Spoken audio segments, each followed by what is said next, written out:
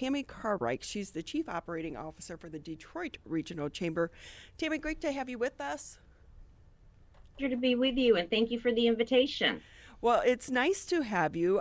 Tell us what sets your chamber apart from some of the other ones in the area. Certainly, certainly. Well, of course, we are a regional chamber. While Detroit is our name, we're the Detroit Regional Chamber. We are one of the oldest, largest, and most respected chambers in the country. We have served the business community of Detroit and the region for over 100 years. And as the voice for business, we cover an 11 county area of Southeast Michigan. And our mission is clearly to advocate for a business friendly climate, value for our members, lead a statewide automotive association, and convene. Convene is one of the best things that I think our chamber can do. We convene Michigan's most influential audience for signature events, especially one that I'm sure you know of, the Mackinac Policy Conference. But also, I think what really sets us apart is our very, very strong government relations team that focuses on advocacy, work in the city, work in the state, work at the federal levels and the counties that we serve.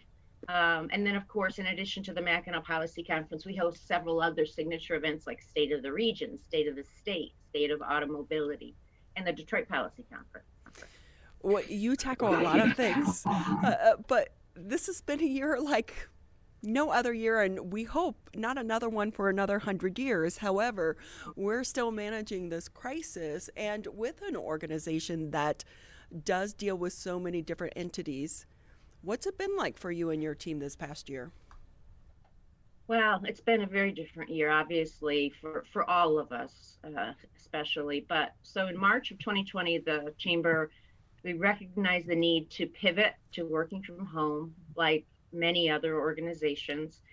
And then we had to move from in-person events to a virtual format. So that took a lot of work, but we knew that was going to be important if we wanted to continue to reach our audience, our business members. But of course, public health, employee safety, as well as our member safety was paramount to us. So we had to do things safely. We've continued to work from home remotely for almost a year, but we've used digital tools to stay connected and collaborate, even though we're apart. Just because we're not hosting in-person events, our work has not slowed down. I've been very proud of our chamber for what we've done there. We knew that we needed to be a resource regarding the pandemic for businesses. So we created a COVID-19 Business Resource Center website, a vaccine information website. We've hosted many, many virtual town halls with leading figures from around the state as well as the country. And fingers crossed this year, Mackinac Policy Conference will take place. It's scheduled, we moved it to September, hoping that by that time we'd be able to safely gather, but we'll be watching that closely. But the Chamber really has stepped up its efforts to take care of its members during this time. We know how hard it is out there for them, even keeping listings of where they can get PPE, making sure they know what resources are out there for them in their own businesses. But the chamber is so based on connections and networking. And yeah, you can do it virtually, but it's not the same. So how has that been for your members right now? Are they trying to find other ways to connect with maybe other businesses?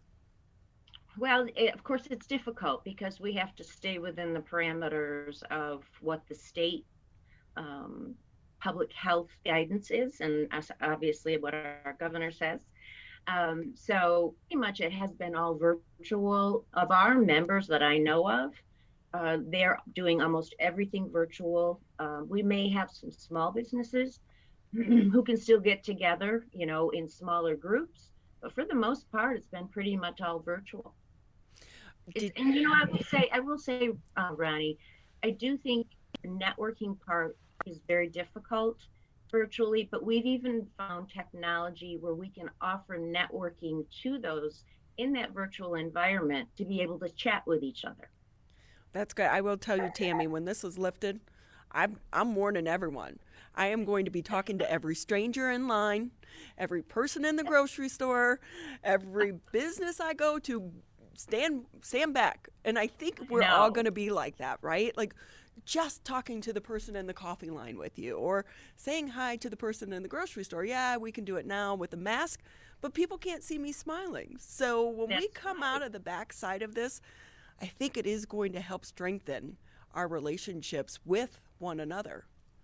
Yeah, I would agree with you. I think everybody's going to be so anxious to get out there, and especially all of our businesses out there are going to be anxious to have us come back and see them. Detroit was on an upswing, the comeback per se, prior to the pandemic, but the business community is really taking a hit right now. What do you think is going to be the recovery time for some of the businesses, but also some of the city governments and their impact from COVID 19? Sure. So obviously, the COVID-19 pandemic has impacted our small businesses, especially more than other industries in the region. Um, and it's really been unprecedented impacts due to the COVID-19 pandemic. But we have seen some very good optimism as the economy starts to recover and the region to recover.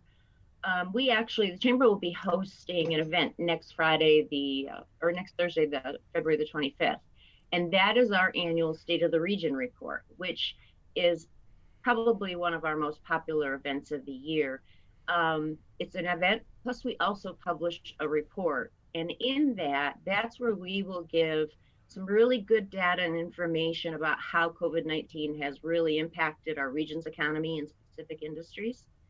um, Let me just tell you a little bit about who's going to be on it, just to build some excitement here. But they'll get insights on the state of the economy through a discussion with Jay Farner, who's the Chief Executive Officer of Quicken Loans and Rocket Mortgage. And so there's going to be a good discussion about cities, and especially the city of Detroit with Jay Farner. And he will be having that conversation with Rebecca Jarvis, who you probably know, Ronnie, who is the Chief Business Economics and Technology Correspondent for ABC News. Then we'll also have a response panel that includes Linda Hubbard, who's the President and CEO of Carhartt, Jim Maltz, who's the President and Midwest Regional Executive of Citizens Bank, and then David Lewis, who's the President of AT&T Michigan. And so that will really give a good comprehensive look at the state of our economy, and how we compare to some other regions. And then if you want to talk about the Detroit business community specifically, I did hear you mention that. You know, they've been suffering obviously from COVID-19, especially. So some of the efforts that we've put together there is to obviously our advocacy team has been really key to fight at the federal level, working with our Michigan congressional delegation to secure the passage of the COVID-19 relief package, including enhanced unemployment assistance and the extension of the Paycheck Protection Act. We're continuing to advocate, obviously, for financial aid to state and local governments. We know how badly our local municipalities are hurting, but then also for long-term liability protection for our businesses who do everything right when it comes to protecting their employees. At the state level, we're also working with the governor and the legislature to find bipartisan consensus on programs like Good Jobs for Michigan, which is a performance-based incentive program that can help jumpstart our economy coming out of COVID-19. You know, we all have to think about how do we get back to where we were, like you mentioned. And then while small business continues to struggle and need more support from federal and state government, Michigan's manufacturing sector has seen some growth, so that's a good sign. And then we're at the forefront of working with the automotive industry, both through advocacy on the work that our Mich Auto team does in convening mobility leaders and providing thought leadership on the future of the industry. So we know that automotive industry is also going to be very, very important to a robust economy. Tammy Carnrike with us on the Oakland County MegaCast. She is the Chief Operating Officer of the Detroit Regional Chamber. And Tammy, earlier you did mention in the introduction portion of our interview that while Detroit is in the name, it is a regional chamber. And there are many other chambers in our local area. We work very closely with our chamber here in West Bloomfield and other neighboring areas as well. Collaboration has been such a key point of their efforts on the local level during the pandemic. How important has collaboration been in the Detroit Regional Chamber's efforts in terms of collaborating with other local chambers as well as small businesses outside of the city and throughout the metropolitan area in order to help all of these businesses with their own unique struggles, by the way, get through this pandemic? Yes, that's really important. I'm glad you asked this question because the Detroit Chamber really does believe in collaboration to get things done. No one can go in on their own. You bring up other chambers in the region. We have fabulous chambers across our region, and we look to partner with them when we can, especially to support them in any way that we can. We work with them, the local chambers of the region we keep in touch with, especially through some of our efforts around Wellness Works, which is a healthcare wellness activity and website that we have set up, through some of our programs for business support, like our Office Depot program.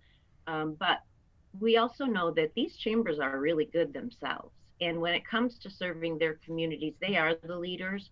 And so we're also very careful that while we serve across the region, we're also very, very sensitive to there are local chambers, there are county chambers, and we want businesses in those areas to work with those chambers.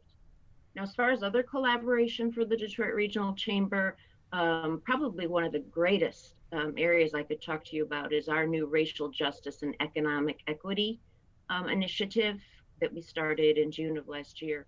We've been reaching out to all of the regional partner organizations who are dealing with diversity, equity, and inclusion to find out what they are doing, how we can be supportive to them, and then what more we can do that isn't being met currently in that field.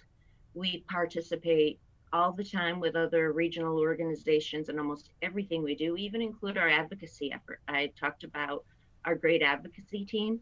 We work with not only chambers around this region, but we work statewide. We'll work with the Grand Rapids Chamber, with business leaders from Michigan. We believe very strongly in collaborating with other large business organizations, because what that does is that provides one voice from the business community when we're talking to our elected leaders about what we need to help our economy grow again. That is an important point that you just brought up about trying to communicate with our elected leaders with one voice. How important has that been more so now than years past? Because we do have so many businesses that are struggling and a lot that are closing as well. Yeah, I think that it is more important than ever. You're right, but I'm seeing more collaboration than ever also, because it is so important. We can all, just look to our governor. She has a task force of business leaders who advise her on decisions we make around COVID-19 and how we do get this economy going back in a robust way. Advocacy, speaking out strongly as one voice is more important now, like you said, than it has been in the past. I won't say in the past it wasn't important, because we were getting Michigan back on track to a stronger economy. Unfortunately, here comes COVID-19, a pandemic. But if we're going to get it back on track, we have to be ready for that. When the pandemic is to the point like you were talking about earlier, Ronnie, we need to be able to hit the gas quickly and get busy to help our businesses to grow back, especially our small businesses. They need help more than ever. We know there's a lot of good resources out there for them, but we're going to need a lot more. One thing I will say, though, about small businesses that's interesting at this time, we've gone back and looked at, how things have affected us with COVID-19, but then looked back at the last recession. And one of the highlights that we have found is during COVID-19, there's actually been a higher level of business upstarts than back in the recession. Some of that we know to be entrepreneurialism that pivoted. Businesses who were reliant on a certain customer channel, but then couldn't do that anymore, And so they pivoted and formed something new so that they could stay successful. Yeah, sometimes out of a crisis, we have to use innovation to move forward and to improve. What has been the talk with businesses when it comes to COVID-19?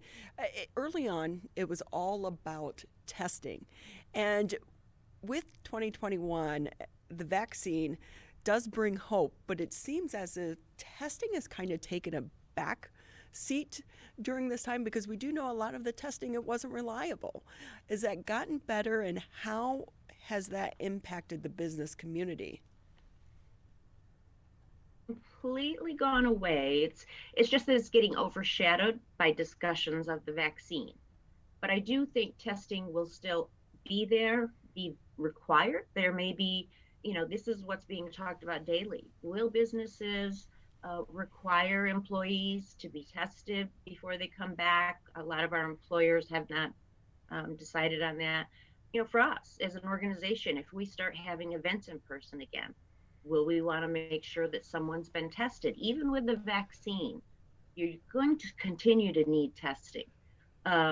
What the business community is talking about right now is also the vaccination administration and how they give their employees confidence to take the vaccine. That's really very, very important. If companies want to get their employees back into their offices and their plants, et cetera, they're going to need some confidence that the majority of their employment population is safe. So I think what you'll find is testing is not going to go away. Businesses are still going to want that. But then also, how do we now say, everyone, the importance of having a vaccine is going to get us back to that herd immunity level quicker.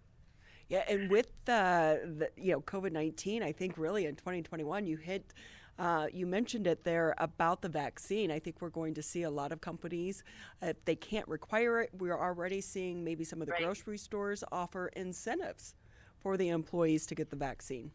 Yes, I've seen that with several businesses who are doing that, offering incentives for it. But I do think a lot of it right now is about education and awareness. And the Detroit Regional Chamber has been doing several teletown halls on this, making people understand exactly what they need to know about the vaccine, why it's something that they should do, how important it is for our overall population. So when we're talking about some of these businesses, and we know it impacts them greatly depending on the business, right? I mean, if we're a Costco or a Target or a Menards, we're going to survive this. In fact, they're actually seeing increase in sales as well. But if we're, the small restaurant, the coffee shop on the corner in Detroit, they're not going to survive. So as someone who is the leader of such an important organization, and you have such a strong voice in the business community, how do you navigate the different worlds and the different needs of various businesses throughout this pandemic? Commerce, that's what we have always had to do. You always have a membership that's very diverse, from very large corporations right down to the very small business owner. And it's up to us to make sure that we're representing all those segments. That's how we try to keep a pulse. We go out and try to keep a pulse on the community. We're constantly surveying our members to try and get feedback on what issues they're facing, talking with small businesses and helping small businesses also to find the extra resources they may need, whether that be counseling or resources for their business, finding what funding sources are out there for them. I mentioned our racial justice and economic equity initiative earlier. As part of that work, we're actually now reaching out into the neighborhoods, working with neighborhood organizations to find out about small businesses out there that are in need of help and how we can get them connected to the right resources. For some of the businesses, how are they doing on the employee front? Because it's kind of been all over during the pandemic. We had some places, employees didn't want to come back to work because they were making more on unemployment. And now we are also seeing a big shift in trying to get some of the frontline workers additional college educations or college training as well. So how is that playing into the overall scheme of the business community there in the Detroit region? brought that piece up about perhaps going back for more education, getting more education, which we're very, very supportive. Obviously, we don't want to see businesses losing employees, so we encourage our employers to help their employees to go back and get further education.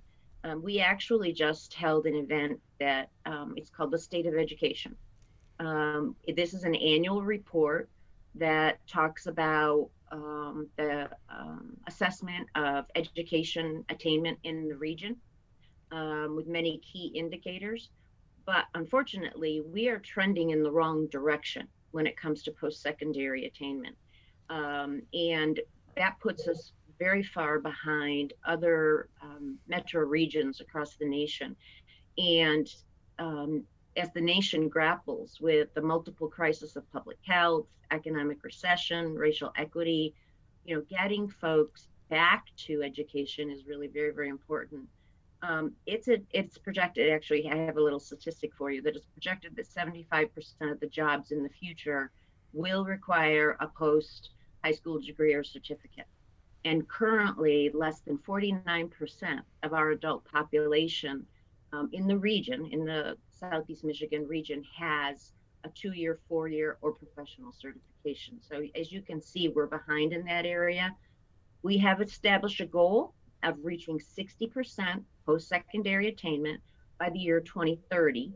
And our programs are working with stakeholders across the state, not just in our region, to achieve this goal. So I think you're right. The workers, the environment's changed. You are seeing some that aren't coming back. But I think as some of the work from home activity starts to dwindle down, you'll start to see a lot more coming back. Yes, some for education, but we also are hearing there's a lot that want to come back. They're ready to get back into their normal activity and get back into the offices. We're joined by Tammy Carnrike, Chief Operating Officer of the Detroit Regional Chamber on the Oakland County MegaCast. And Tammy, you talked a little bit, you mentioned the at-home work environment. That's definitely been something that has been a major change in the business community during this pandemic, and will continue to be a change in the business community post-pandemic as well. That's had some impact on cities. We know we've spoken previously with the mayor of the city of Troy, Ethan Baker, who has mentioned that it's had some impact on their business community, particularly in office space in the city not being occupied, or maybe not going to be occupied in the future. Is that going to have a similar effect in Detroit, or at least what are the businesses in the city of Detroit and in the regional area doing to combat that issue and help especially these landlords that are owners of these buildings make sure that they are remaining occupied? Yeah, and I have to tell you, I don't have a really good handle on how much empty, office space there is, but I can tell you Detroit is obviously a lot of large foot traffic, and with everybody working from home, that is affecting our storefronts and our restaurants. That's why we are always saying, please make sure to go and support your local businesses, support your local restaurants, because they are having this void at this time. I think the other issue that's going to be important to think about and talk about more is, now that businesses have found they can be productive with employees working from home, what will that result in the future? Will that mean that there'll be more workers that will be working away from the general office area or company area? Or will they all be brought back? Technology has certainly played a key role in businesses being able to continue to communicate with employees and get the work done. So I think that's a really big question. And I think that's what Jay Farner will especially talk to at our State of the Region event next week, because they have a good pulse on what's happening in the downtown area. In an initial discussion with his company, they are saying, though, that there's still good signs. There are still technology companies coming into Detroit. We can look at the most recent news that said Apple just chose the city of Detroit as its first city in the nation for the Apple Academy. So there's good news out there too, but you're right. There's a loss of foot traffic. We need to get that back. All the more reason we need to keep stressing to people the importance of getting the vaccine. And I think I just saw the story too where they were saying the availability of apartments downtown. At one time, you had to get on a waiting list. Right now, apartments are available and there are a lot of special deals. So if anyone has been considering moving to the city of Detroit, now is a good time to do so and take advantage of that. Tammy, before we let you go, just a couple more minutes here with you. I know we're taking up a lot of your time, but we have so many questions for you. How can people find out more about the State of the Region event? Can they sign up? Is there a cost, or is there a limit to this event? Sure. No, they and actually, let me give you this. It's www.detroitchamber.com/SOR. So they can go right to that website. They can register. There's no limit to how many because we're in a virtual environment, of course. And there is a cost, and I don't have that right off the top of my head, but it's a nominal cost, Ronnie.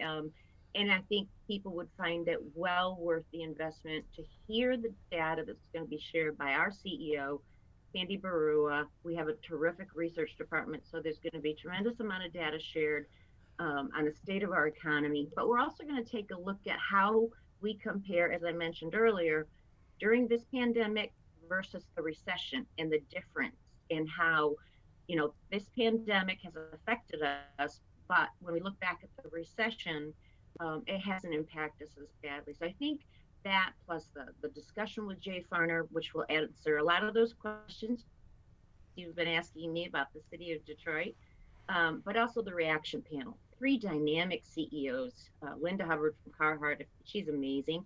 David Lewis, who's the president of ATT Michigan, certainly has a good pulse on technology. And then Jim Maltz with Citizens Bank will bring a whole financial aspect to it. Well, that's the upswing of this pandemic is we can all watch via Zoom, because before it would be typically downtown at Cobo. Well, it's still always going to be Cobo to me, or one of those types of places, and you would be limited. Well, now more and more people can join in and take advantage of the information. Tammy, before we let you go, I do want to ask, because some of the numbers that you put out about education, it really is alarming. We need to catch up. And I feel like, a college degree is what a high school diploma was for us, 15, 20. You need some type of post-education now. But with that, I worry about how this pandemic is hurting the female workforce, because I saw a study, and I don't have the numbers in front of me, how many women are actually getting out of the workforce now because of the pandemic. Maybe the additional stress of staying home and trying to educate their kids, but also a lot of times they're more impacted because they are in lower income paying jobs. Has there been any talk or focus on that angle with the chamber right now? Well, I will tell you that we have one of the largest portfolios of education and talent programs in Michigan. Excuse me, because we do recognize that a more prosperous and competitive Detroit starts with improving, educational outcomes. We are looking at not only those that are in the workforce or that are here in our course and available for education, but we're also looking at those who might not have the opportunities as others to get that educational attainment, and coming up with programs to specifically help them. So you have the female population, but you also have, race, ethnic diversity, who may have some barriers. Our education and talent team is looking at all of that. Well, Tammy, it's been so great having you with us here on the show, a great conversation. And we like to remind people, I know sometimes out here in Oakland County, people say, well, why do we care about what's happening in Detroit? But number one, as you said, you are a regional chamber, but we are interconnected. Yes. It doesn't stop at 8 Mile. What happens in Detroit impacts us, and what happens here in Oakland County impacts the city of Detroit as well. So it's been great having you with us. We appreciate your time. Thank you. If I might add one last thing, because you are interested in the education piece, when they go to our website, DetroitChamber.com, you can also see the State of Education report on our website. Oh, I'm going to definitely look at that a little bit later today. Thank you again for being with us. We so appreciate it. Oh, well, thank you for having me. It's been a pleasure being with you.